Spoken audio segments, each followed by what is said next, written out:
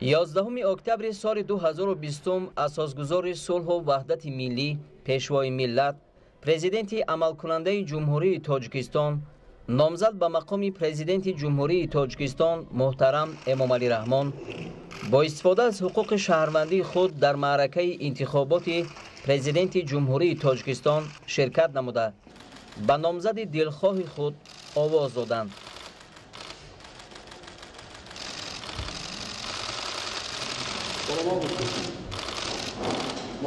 президенти амалкунандаи ҷумҳурии Тоҷикистон номзад ба мақоми президенти ҷумҳурии Тоҷикистон муҳтарам Эмомалӣ Раҳмон барои иштирок дар ин маъракаи муҳими сиёсӣ ба участкаи интихоботии рақами 15 ҳавзаи интихоботии Исмоили Сомонӣ 2 ки дар маҳалли зисташон қарор дорад ташриф оварданд.